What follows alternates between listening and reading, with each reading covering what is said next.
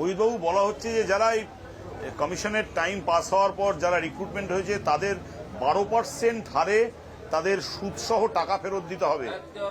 মানে এ তো একটা মানে আনথিঙ্কেবল ব্যাপার। না, আনথিঙ্কেবল ব্যাপার নয়। যারা টাকাটা হজম করেছে তাদের টাকাটা ফেরত দিতে হবে। তাদের চাকরি পাওয়ার কথাই ছিল না। এদের কিভাবে আইডেন্টিফাই করা হবে?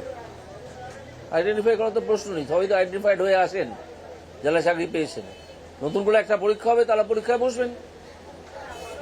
টাকা আবার 12%। টেট পাস তো সবাই করে বসে আছেন, সুতরাং টেট তো দিতে হবে না, তারা পরীক্ষায় বসবেন। পরীক্ষা দিতে কতক্ষণ লাগে? না, আমি বলছি যে 12 যাদের থেকে আবার টাকা ফেরত দিতে হবে, যারা দুর্নীতি করে ঢুকেছে তাদের আবার 12% সুদ সহ এতদিন যে বেতন পেয়েছে সেই টাকা ফেরত দিতে হবে। হ্যাঁ, টাকা ফেরত দিতে হবে।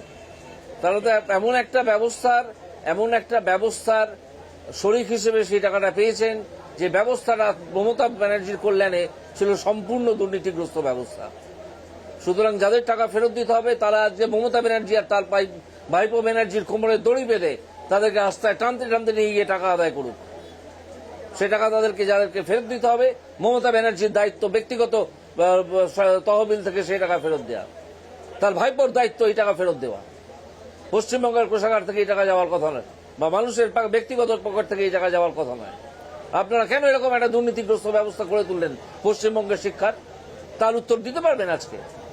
মঞ্চে দাঁড়িয়ে কত্থক নাচছেন, ভারতনাট্যম নাচছেন, অমুক তমুক বলে বেড়াচ্ছেন। উত্তর দিন, কেন এই অবস্থা করলেন পশ্চিমবঙ্গ শিক্ষা ব্যবস্থার? কেন করেছেন? আপনি কে? আপনার কি রায় আছে পশ্চিমবঙ্গের প্রতি?